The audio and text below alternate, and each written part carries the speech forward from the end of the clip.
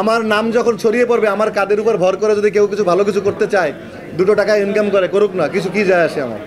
আমি এটাকে নেগেটিভভাবে দেখি না। একটা মানুষ তার প্রিয় জিনিসটাকে বিক্রি করছে আমার নাম দিয়ে, করুক না, হু কেয়ার্স।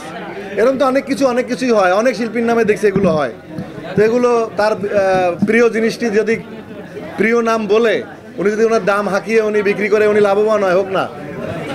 আমার নাম যখন ছড়িয়ে পড়বে, আমার কাদের উপর ভর করে যদি কেউ কিছু ভালো কিছু করতে চায়, 2 টাকা ইনকাম করে, করুক না, কিছু কি যায় আসে আমার। আমি এগুলো কোনোভাবে কেয়ার করি না, কারণ আমি যদি এগুলোতে নেগেটিভভাবে মানসিকভাবে অস্থির হয়ে অবসাদ হয়ে এগুলো মাথায় নিতে যাই, তাহলে আমি সামনে কাজ করতে পারবো না। তাহলে আমার এই পশুর হাটেই পড়ে থাকতে হবে, কোরবানির হাটেই। তো অতএব হু কেয়ার, যখন তুমি সামনের দিকে এগিয়ে চলবা, তোমার গাছে অনেক ফল হবে। সবাই এই লিচুর সিজনে রাজশাহী ছুটছে কেন? লিচু আর আম সংগ্রহ করতে।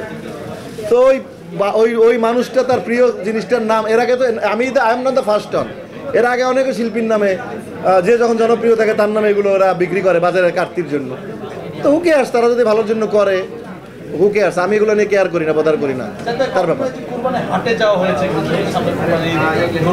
ছোটবেলায় হয়েছে, যখন আমি পিরোজপুরে বড় হয়েছি, তখন আমি পিরোজপুরে যেতাম বাবার সাথে।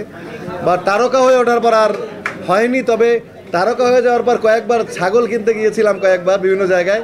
তো ছাগলটা কিনে গাড়ির মধ্যে পিছনে ভরে নিয়ে চলে এসেছি। এটা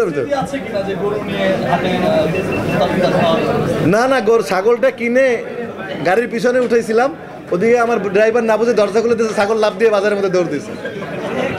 পরে সেইটার পিছনে তখন আমি দৌড়তে পারতেছি না, ড্রাইভার ছুটতেছে, গাড়ি স্টার্ট মেন রাস্তার উপরে। এটা তো অন্যরকম অভিজ্ঞতা। এই যে এটা বোধহয় আরে ওই যে কোথায়, আফতাবনগরে, রাইট, আফতাবনগরে। এরকম ঘটনা আমার 2বার ঘটছে।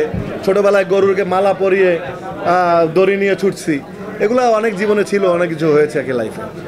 এটা এখনও ভালো লাগে, বাট আমি যেতে পারি না গরু। তবে এবার ডিপজল ভাই বলছিল, ডিপজল ভাই গরুর গাবতলী গরুর হাট ডিপজল ভাই ইজারা নিছে, আমাকে কালকে বলতেছিল তুই আর আমি হাটে যাবো। তাই আমি বললাম ভাই চলেন একদিন যাবো হাটে, আবার অভিজ্ঞতা হোক নতুন করে।